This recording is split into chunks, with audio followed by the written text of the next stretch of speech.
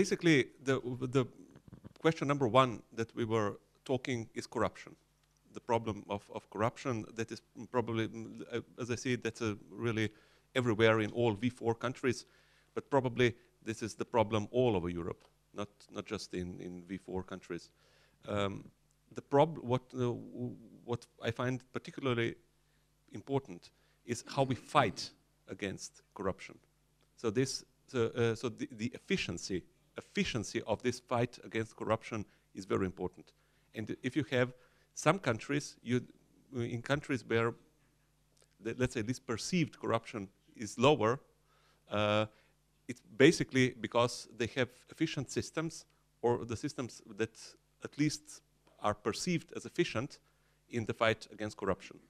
And what I see here is this general mistrust to the government structures in this struggle against corruption. So I think this is an overall message, not just the V4 message, but an overall European message that corruption in the healthcare is unacceptable. Secondly, there is the working conditions and the European Working Time Directive. This is another point where probably Europe is separated, not east, west, south, north, but probably that in every country you have very different opinions. What does it mean 48 hours? The definition of 48 hours. We have seen from the Jäger case that on-call duty is working time. Okay. But there are several other aspects, other cases that are not ruled by the European Court of Justice. And what we can see here, I've seen that probably from all the V4 countries, but exactly the same you can see in all European countries. The problem is that on one part, you have the problem of ethics. So I, as a doctor, I'm responsible for a patient. And on the other side, the employer says, well, your working time is 40 or 48 hours, and that's it. If you have more work to do, it's your problem. I think we are on a very important crossroad here in Europe, all over Europe, not just in this part of Europe. How we are going to handle this? Are we going to handle the Japanese way? We have the FEMS delegation during the mandate of Claude Wetzel. They visited Japan, and when they went to Japan, they had the feeling, the impression that that Japanese doctors work all day. Okay, but when they came to Japan, first thing that they learned is that the Japanese working time is 48 hours, no more. 48 hours and no more. But in Japan, it is not appropriate to go home before your boss. Which means that formally, nobody says you cannot leave at 4 o'clock, you can go home at 4 o'clock. You will probably not be licensed, you will probably not be prosecuted. But let's say from the tradition it is something that is not desirable. And now I think also in Europe, now we have these tensions, and this is something that we will have to develop, this practice, this is something that we will have to develop on the common basis. So are we going, is the free time, is this separation of working time and free time, is this a common European value, or are we going to forget it, to adapt to, let's say, to standards from the rest of the world, let's say, even America, let's say Japan, China, and so on. So I think working time, 48 hours working time, it's a common European value. It's not V4 and the rest of Europe, it's a common value. And that is something that we will have, that FEMS, that's one of the primary goals of FEMS to handle with this topic.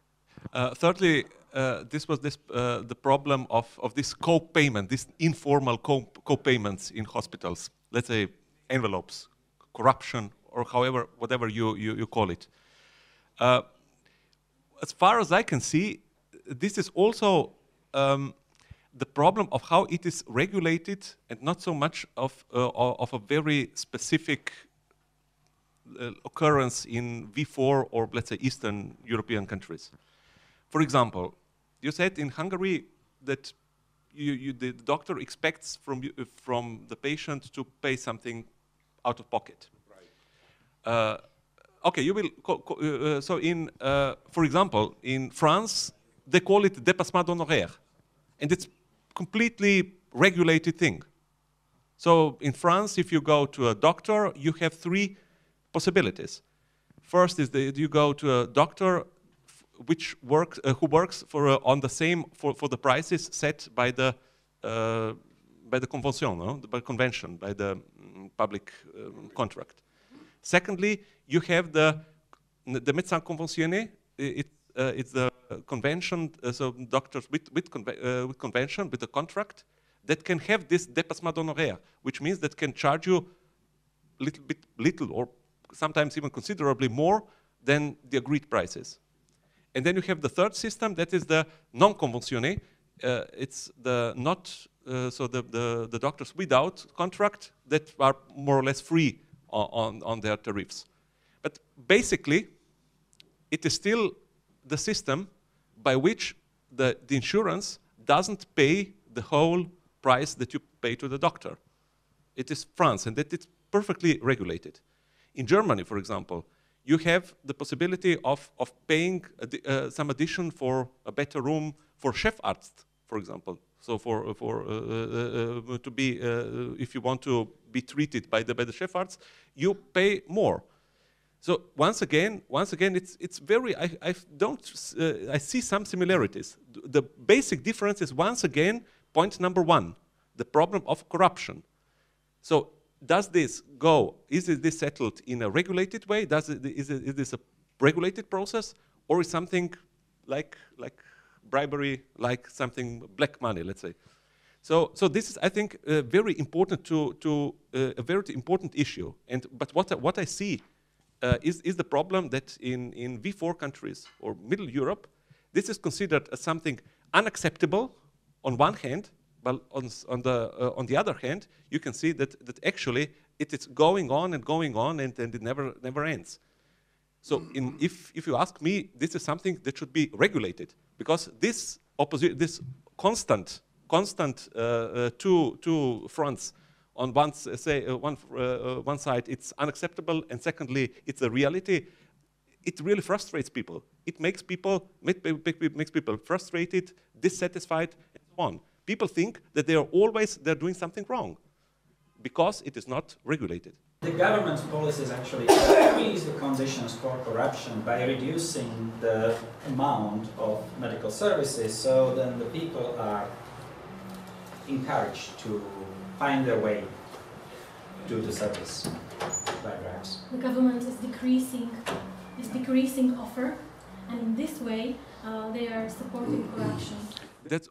That was Stanislav Orban said in Poland, and that is really pathognomonic, probably for all Europe, but especially for the eastern part of Europe, that they promise everything, but then cannot finance anything.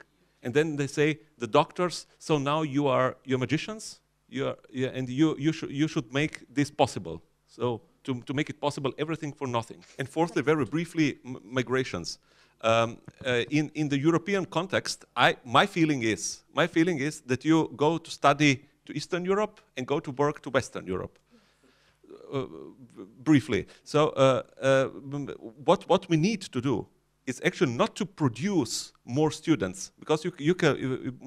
One of, I think Dr. Oravec showed us this figures, and even if you see the figures of the university, of the number of the graduate students, you will see that probably in Bulgaria, Romania, probably also in Hungary and so on, it's not the problem of the number of graduate students. The problem is that those countries are not able or don't know how to keep them. And this production, which really means what was also mentioned today, which will come to the result at the end, that actually Eastern European countries, from their budgets, will finance the doctors for the needs of Western Europe.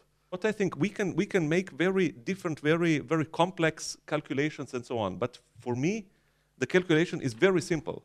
which is the satisfying salary in Eastern Europe? For me, the answer is very simple. That's the level under which the doctors will not be interested to emigrate anymore, or even more, that for the level for which a doctor will be interested to come to work to this country. And when I will first see the figure, I haven't seen that in my life, but when I see that figure, that I will have the immigration from other EU countries into this country, the immigration is higher than emigration, then I will say this is the correct level. I don't know if this is 1 to 3, 1 to 2, which level. I know this, but what I'm sure, this would be the appropriate level. Yes, just to comment what you have said, yes, I agree that this type of migration is not desired, but there is a certain type of doctors' migration which is desired actually, and that is enlargement of knowledge and improvement of skills and studying. This is what we see as perspective and needed and required. But what we would like that the doctors go, travel, study, enlarge their knowledge, but then come back home and apply the new technology or new methods at home. This is desired migration. But what we are speaking about is the type of migration which is undesired, that it's a one-way ticket for our doctors. They never come back. They just go abroad and stay there. It's a one-way ticket. We see, for example, in the Czech Republic, that there are international fairs for doctors organized in the Czech Republic, labor fairs. The German hospitals are coming to the Czech Republic, and they are doing this, let's say, personal interviews, and they are interviewing Czech doctors, recruiting Czech doctors for Germany. But what is not happening is that Germans are not coming to recruit our politicians. They are recruiting our doctors, but they are not recruiting our politicians. Why is it so? Because they are not professional and they are not good enough. Who should be afraid here? Not the doctors should be afraid, because they are employable wherever they are really professional. The politicians should be afraid because they are not recruited, they are not wanted abroad. So they should be afraid that they lose their positions.